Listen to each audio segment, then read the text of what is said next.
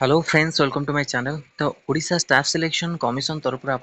कि important notice आछि result को लेकिन आपणकर नोटिस आछि आउ गोटे आपणकर रिजल्ट रोची जोटा सीएचएसएल आपणकर सेटा आपनको टेलीग्राम चैनल में ऑलरेडी शेयर कर साछि। तो ए रिजल्ट आपणकर विटा स्टैटिस्टिकल आपणकर जो अछि assistant under the director of health intelligence and whittle statistics department health and family welfare department तरफ आपणकर रहउची 5 तारिख रे आज डेट रे आपण रिजल्ट आछि।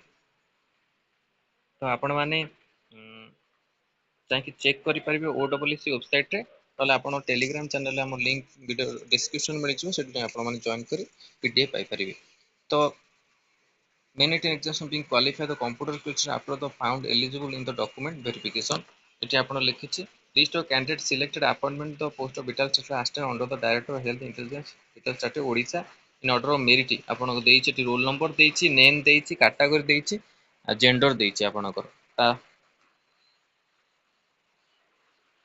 आपने चेक करेंगे ओडब्ल्यूसी वेबसाइट रे आप विटाल स्टैटिस्टिकार आपणकर रिजल्ट पब्लिश करछि तो सहित आप टेलीग्राम चैनल रे जाइए भी चेक करेंगे। देखो ये आपणकर last selection mark under the different category full mark 200 थिला यूआर 60 जाइछि यूआर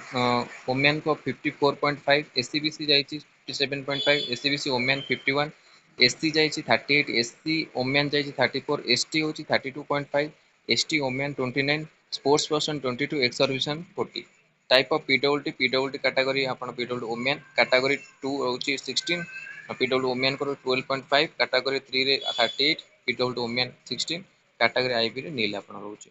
तार नोटिस आपण मानू टेलीग्राम चैनल मिल जिवो Telegram channel link video description में सेटु जे आपण माने जॉइन कर डाउनलोड करबे ता सहित सीएचएसएल रो भी आपनकर जो रिजल्ट आसीछि मिनिटरी एग्जाम पई क्वालीफाई हेचन पिला माने तार भी आपण माने अपडेट सेठी पाइ जिवो। तो ए दीटा नोटिस आपण थला जोटा कि आपण को ओडब्ल्यूएस तरफ आपण आसीथिला वीडियो भल लागितला लाइक और शेयर करंतु हम चैनल रे प्रथम तर पई तले चैनल को सब्सक्राइब करंतु और एई भली कंटेंट पई बेल आइकन को क्लिक करंतु जे समस्त वीडियो नोटिफिकेशन आपण पाखरे पहुंच परिबो। धन्यवाद।